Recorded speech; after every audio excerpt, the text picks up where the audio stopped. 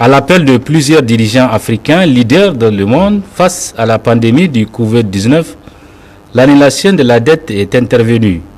Le FMI vient d'annuler la dette de 25 pays au développement dont le Niger. Que révèle l'importance de l'annulation de la dette? Adamou Louché Ibrahim, analyste économique basé à Paris, répond. Ces dernières années, l'endettement du continent s'est accéléré. Le poids de la dette publique y a bondi, passant de 35% du PIB africain à 60% en 2010 et 2018. De nombreux pays africains sont de nos jours confrontés à des difficultés du fait de leur endettement. Ce n'est heureusement pas le cas du Niger, dont la dette extérieure représente en 2019 à 35,9% du PIB. Donc pour une majorité d'États africains, en effet, seule l'annulation de la dette publique extérieure pourrait éviter un effondrement économique alors que son remboursement engloutit en moyenne 13% des revenus des États selon l'ONG britannique Jubilee Debt Campaign. Donc on comprend aisément la logique derrière ces demandes d'annulation des dettes émanant des chefs de l'État à l'image de son Excellence Mohamed Issoufou. Donc des demandes qui interviennent en effet dans un contexte un peu particulier, celui de la crise sanitaire, donc à savoir la crise de Covid-19 et qui s'est aujourd'hui transformée malheureusement en crise économique mondiale majeure. Et aussi on est dans un contexte caractérisé par le retour en force de la solidarité internationale pour sauver des vies. Donc, contrairement aux pays développés très touchés par cette épidémie, dont la France, donc leurs homologues en voie de développement dont fait partie le Niger ne disposent pas de systèmes de santé performants. En l'absence de ripostes adaptées, le risque d'assister à une hécatombe semble élevé, puisque la propagation du Covid-19 dans nos pays risque d'avoir les mêmes coûts sur le plan humain que le reste du monde, voire davantage. Maintes fois, l'Afrique et des organisations de la société civile demandent l'annulation de cette dette qui plombe les économies africaines. Pourquoi l'annulation intervient-il maintenant? Rappelons que toute dette est appelée à être remboursée, c'est ça même le principe de la dette. Sinon, ça s'appelle un don, tout simplement.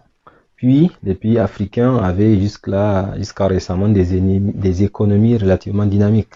Donc, c'est ce qui explique la réticence, voire le refus des créanciers de nos États de les annuler. Donc, cependant, le contexte évoqué ci-dessus change la donne et explique en partie l'oreille attentive que prêtent les barres de fonds à cette doléance qui ne date pas d'aujourd'hui.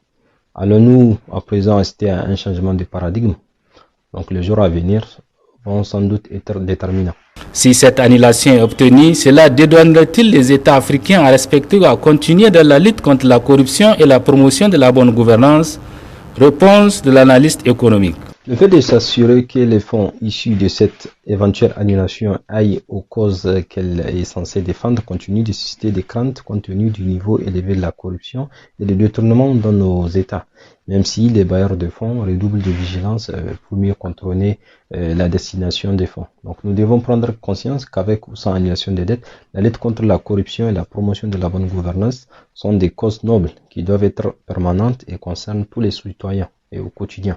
Car le dysfonctionnement majeur que connaissent nos États dans de nombreux domaines, système de l'éducation fragile, système de santé en déliquescence et économie dandinante, et qui continue d'avoir malheureusement aussi des coûts aussi élevés et des pertes économiques importantes, leur est en partie imputable. Donc, sachant que le recours à l'endettement joue donc un rôle essentiel pour combler les déficits et financer des investissements nécessaires à une croissance économique soutenue. Donc, à condition notamment d'une gestion rigoureuse de la dette qui peut aider et les pouvoirs publics à investir dans des infrastructures telles que la route productive donc, ou couvrir des dépenses sociales. Toutefois, afin de préserver la stabilité économique, les États doivent emprunter avec prudence pour des bonnes raisons et aux meilleures conditions. Quel apport significatif sur l'économie du Niger qui fait face à la pandémie du Covid-19? Réponse à nouveau de Adamou Louché Ibrahim, analyste économique basé à Paris. L'ensemble des mesures prises pour faire face à la crise sanitaire et économique représente, selon son Excellence Mohamed Issoufou, un coût estimé à 597 milliards de francs CFA. Un coût qui va probablement augmenter si l'épidémie venait à perdurer. Ce qui amène à la question naturelle du financement. Donc, dans le contexte actuel, toute source de financement va faire l'objet d'exploration et d'exploitation. Ce qui explique aussi l'appel à l'annulation de la dette ou de la restructuration de la dette évoquée au début de cet entretien. Donc un appel qui semble entendu en partie puisque, à l'instar de nombreux pays du continent, le Niger bénéficiera d'un allègement de son service de la dette selon le FMI. On espère que d'autres partenaires vont emboîter le pas au FMI. Donc en attendant, ces allègements, même si leur ampleur reste à déterminer, constitue un précieux coup de pouce qu'il faut utiliser à bon escient pour gérer la crise du Covid-19 qui sévit actuellement dans le pays et que, je l'espère, va se terminer rapidement. Le conseil d'administration du Fonds monétaire international a décidé d'annuler la dette de 25 pays.